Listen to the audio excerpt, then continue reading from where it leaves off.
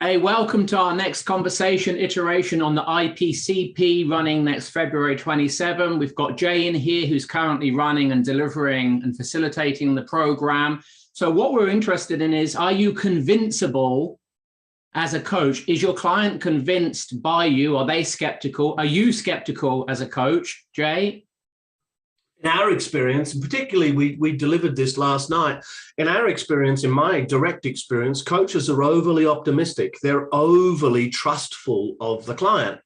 And so as we look through the coaches that were there, 20 odd coaches last night, you had most, and I want to say most, I mean 90% with a driver in being over trustful. What that shows up is that there is an overly optimistic frame that is operating from the coach in their view of the client, in that they're overly optimistic about their clients.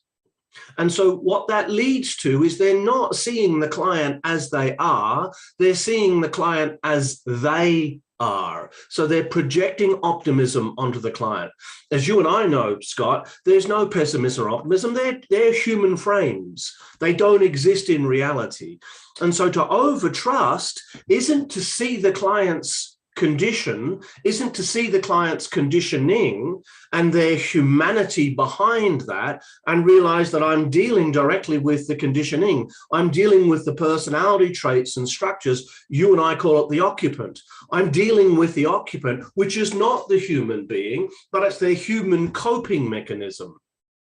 And so being overly optimistic means they're going to get caught up in believing in the human being's coping mechanism, their personality. They're going to get caught in content.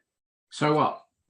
So when they get caught in content, they can't see the context, the process, and the structure of what's running. They can't help the client developmentally.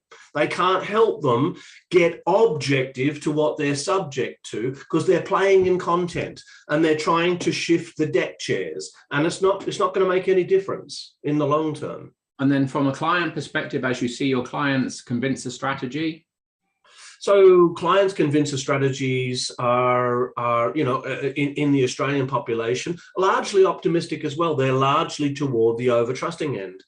The under-trusting people, the people that are skeptical about life and reality, don't tend to come into coaching terribly much. They're the ones who tend to avoid. They're the ones who actually need coaching because they need to get past their ability to over-skepticize reality and overview it as being against them. You had an example last night in Masterprac, where you've got a client in there who's over concerned and over worried that people are out to get them. And it's a belief that's been running their whole lives. Whilst it's on the rarer side, it still exists. Sure. And so what if a coach isn't across this dynamic in the coaching relationship?